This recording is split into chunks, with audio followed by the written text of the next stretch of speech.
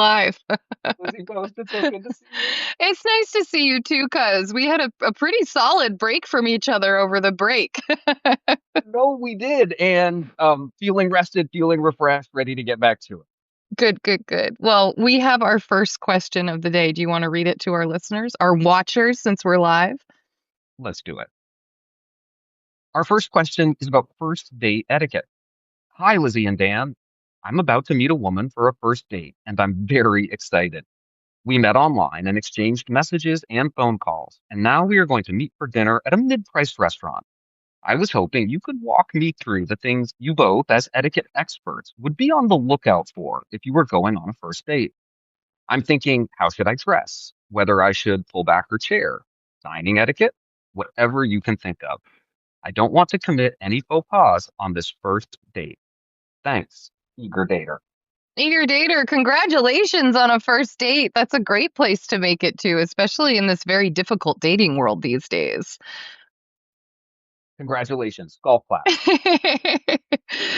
I would say first date going to a mid-priced restaurant, I would be somewhere in the zone of collared shirt, button-up shirt, maybe a sweater to go with it, maybe a blazer, depending on how you dress and what it's like in your region. Like in Vermont, I could see this being a flannel shirt date.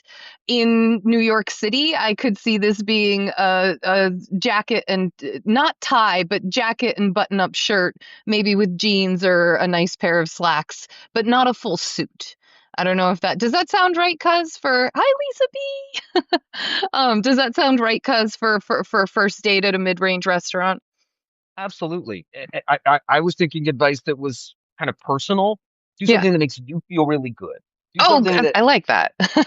is a little special for Yeah. you. And think about what you would like to wear at a restaurant like that. And then tone it up just a hint, just a notch. That thing that's going to give you that confidence and that expresses that enthusiasm that you're feeling inside and that we can hear in the way you're asking this question. And I think bringing that feeling with you to the date is the thing that's going to give you the most success. I feel like when it comes to some of the courtesies that we think of as, and they might be old school stereotypes at this point, but the old school stereotypes of dating, like show up with flowers, hold the door, get the chair, get the jacket. These are things where I might take my cues a little bit from the conversations I've had with this person so far. You've had a little bit of lead up time to get to know this person. And if you've heard them talk about being a really casual person, it's not that I would ignore those courtesies, but I wouldn't be as hot to trot on doing them or making myself sweat about making them happen. I might want to instead create that easy, comfortable atmosphere. But if you've heard someone say, like, oh yeah, with dating, I miss the specialness of dating. Ding ding ding, get a small bouquet of flowers, not something big, not a dozen red roses, but just like a little bouquet. Something that just notes at the notion but doesn't make it such a big show that you might make someone feel uncomfortable. So that, at least when it comes to something like a flowers, I would do something like that. With the other courtesies like holding a coat, holding a door, holding a chair, ask. It's the best way, is just ask about them. Say, uh, could I get your door for you? And if they say, no, I've got it, don't worry about it. Say, great, and move on, move to the next thing. Um, if you notice a trend of could I get your coat for you? No, I probably wouldn't go on to then do can I get your chair for you? I think you've got someone who feels comfortable doing these things for themselves. But if any of them get a yes, then I think it's good encouragement to ask some of the other courtesy questions. But today's etiquette really suggests that we ask these things rather than we enforce them on someone else. So, may I get that for you? Could I do that? Would you like me to place your order for you? That's a really old school one, by the way. Dan, how am I doing? Am I out of touch on the world of dating? No, you're ticking things off the same little internal list that I have, Scott. which is good etiquette is great etiquette on a first date. And pay attention to the things that you know are good etiquette. Things like the way you greet someone, the way you part from someone, the how much attention you give to good conversation. Things like not interrupting or starting with general interest topics of conversation before you move into the deeply personal or the potentially controversial. That there's room for building rapport with what we think of as common niceties, but they are how we establish good relationships with people. So making good eye contact, being calm and still when you're listening so that someone knows you're hearing them and receiving what they're saying. I think these are the things that are going to create the impression that when someone walks away, they think to themselves, I enjoyed my time with that person. That was a comfortable experience for me. That was something I would look forward to doing again. And if we're really talking about a first date from the perspective of how we manage ourselves to leave the best possible impression, and I know that in some ways we're talking about um, a version of ourselves that's a polished version, but I think it's okay on a first date.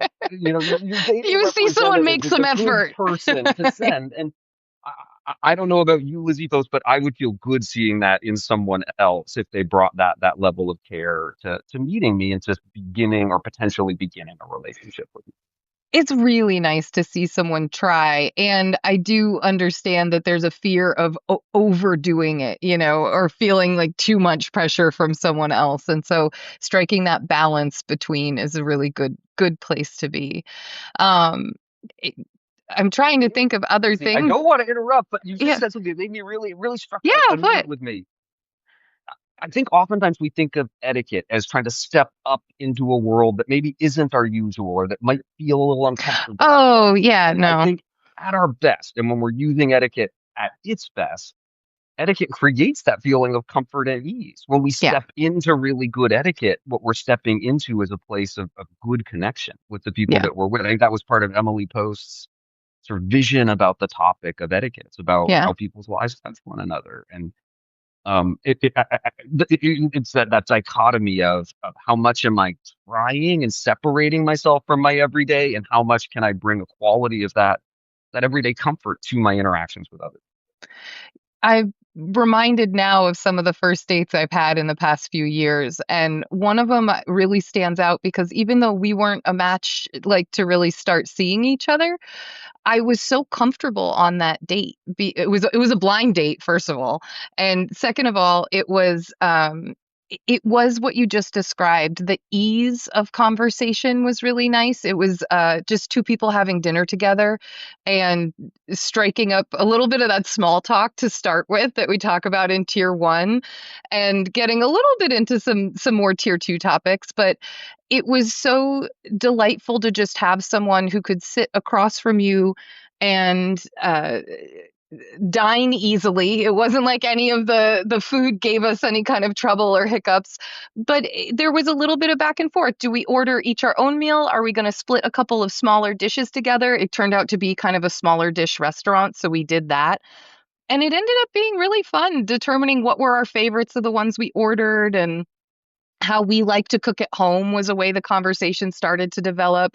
We had a great debate between gas stoves and ranges versus electric ones. Okay, our new induction stovetop, I love it. I'm telling you, man, I did it when I Like got I my never house. thought that I would be I willing to know. give up the flame, but it's I really know. nice. As a candid confection maker, I actually find that my induction top works a lot better at keeping the temperature consistent anyway. Yeah. So, but we had conversations like that, and it felt very natural and easy and comfortable. Didn't necessarily spark anything, it wasn't like, oh, let's do this again. But anyway, I would say when it comes to the dining etiquette, the biggest tip that Dan and I can give anybody is just make sure your mouth is closed when there's food in it. Anytime there's food or drink in your mouth, are you laughing? Yes.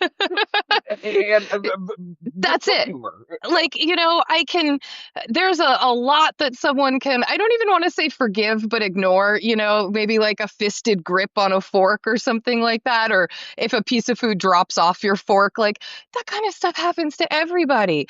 But keeping your mouth closed when there is food in it is probably the very best thing you can do. So that means no smacking your food if that's something you have a habit of doing. Like, you don't want the kind of noises coming through as you're just trying to enjoy a meal together. But aside from that, don't let dining, which is something you do every single day, trip you up. Keep your focus on the conversation. I think one of the other good tips that I've gotten in terms of dating is to not interview the other person. You don't want to ask them so many questions that there's not really much coming back for you and they're not getting to know you at all. So it's okay for you to say a little bit about how you would have answered that question, or give them a little bit of room to ask questions, and don't fear the gaps, the silence in the conversation that might happen. It's okay. Like it happens to everybody, even with people you like. Dan and I have little gaps in our conversations sometimes. We've been talking to each other for years. But mostly I'm very excited for you, eager dater. It sounds like you're really looking forward to this. And you're reminding me that there is a dating world out there to engage as a fellow single person. Well, and as someone who hasn't been on the scene in about a decade now, it's sort of fun to think about it and sort of remember what worked and what didn't. Good luck. Please do let us know how it goes. And to Lisa, Catherine, and Scott, thank you so much for joining us today. It was really fun to have you on this live. Take good care, everybody. Bye, guys. We'll see you soon.